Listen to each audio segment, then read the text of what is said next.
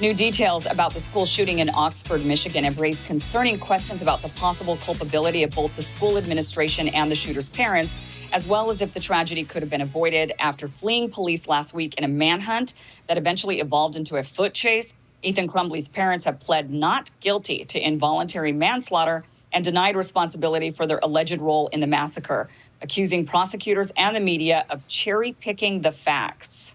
And yesterday, the Oxford Community School District officially declined the Michigan Attorney General's offer to conduct an independent investigation into the circumstances leading up to the shooting. AG Dana Nessel shared last night that her office plans to go forward with the investigation anyway, saying, quote, "What we can't do is nothing. It's not appropriate." And so, Kim, what's your read on out of the gate, how much culpability it seems like school administrators have in this situation for allowing this to unfold? Yeah, it's really interesting that they're denying, the investigation. They don't want this to happen. They must feel like they did everything that they possibly can, and they don't want to put that sort of pressure or blame on anybody in the administration. It does seem like they did do a lot. So I'm not sure why they would be afraid of an investigation. I think everything should always be investigated. But it does seem like they did and took appropriate steps to try to prevent something like this. They were raising the alarms, bringing the parents in. So it's really interesting. I'm curious what their reasoning is for not wanting to open up, for an investigation. Well, they must think they have something to be concerned about. I don't know. I always think of in the Parkland shooting in Florida, that was a scenario where we always hear, if you see something, say something. People saw something and they said something over and over and over again.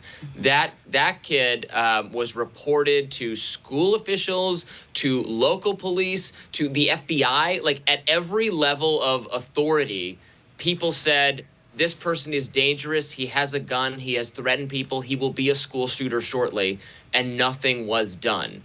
So I wonder if we'll see that level of people saying this is a concern, we are worried, someone do something, and then no one does anything, as we saw in the Parkland case. I don't know. It's interesting that they're pursuing charges against the parents, or at least the father, both the parents, I think, both of them. We'll have to see, because my understanding is it was, I don't know that there's a criminal charge that exactly fits. I mean, obviously the state thinks there is or feels pressure to produce one. And, we could criticize, and I think it is appropriate to criticize, why would you buy a gun if you have a kid that is having serious social behavioral problems, is being called into school, they're concerned, you would know. We expect you would know if there were serious concerns about your kid. Please don't buy a gun and then leave it around and he's posting photos of it on Instagram. All of that said, I don't know that they can quite, still the ultimate responsibility lies with the person who goes out and does that. What they charged, who was the young girl that her boyfriend was suicidal? Oh, yeah. And she was on the phone with them and said, just do it. She ended up getting convicted. But I disagree with that. I actually wrote the first time I was ever asked to write a column for the New York Times was on that case. Because they knew me, being the crazy libertarian that I am, would say that was wrong. And I do. So me and the ACLU are the only people who think it was actually wrong to charge her, because at the end of the day, he was responsible for his own actions. And also, it's not.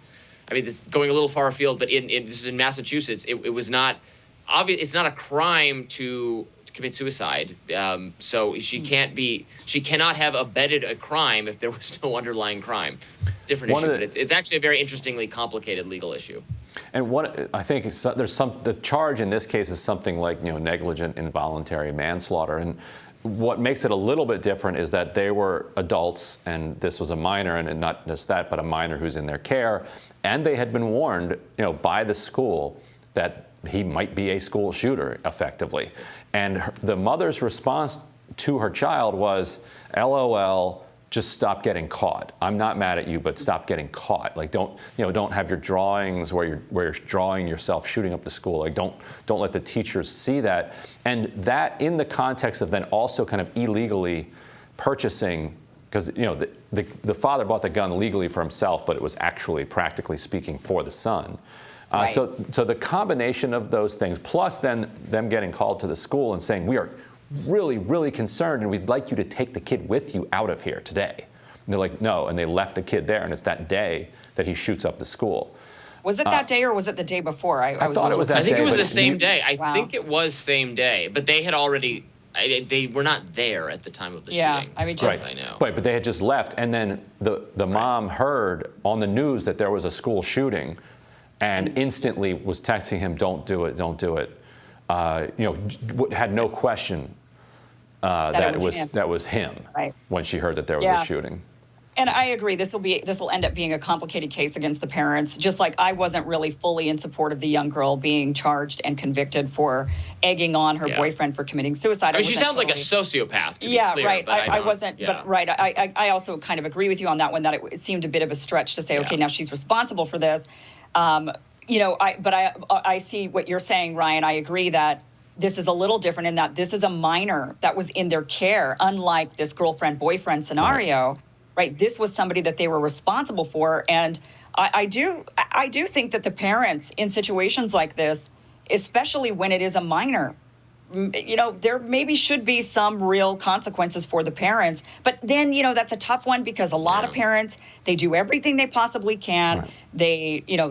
And their kids just turn out the way their kids turn out. But there's nothing they can really do about it. What about the school? I mean, the schools close at the drop of a hat now. Schools close if they get certainly if they get a threat of violence, the school closes down, even though usually that's someone trying to get school closed, trying to get a snow day or something. It's not an actual serious thing, but they closed at the drop of a hat. And you had this kid apparently drawing these scary mass shooter type drawings. And they were like, yeah, we'll call the parents. We would like him to go home, but we're not going to force the issue. Like, what? You don't close the school over that there's a kid drawing scary. So the school, we might find out that the school is very much should have done. They seem to know it was a problem, and they were not. Obviously, they didn't take appropriate action because this happened. Maybe they're going to argue we took appropriate action given what we knew and what our policy is. But I would very much. I think a state investigation should absolutely take place. To solve those issues. I know this school. I grew up in the Detroit area. We played against this school in high school sports. It's, not that matters, but it's always it makes it feel more real when it's a place you knew that was just down the street. All right, we'll have to leave it there, and we will have more Rising right after this.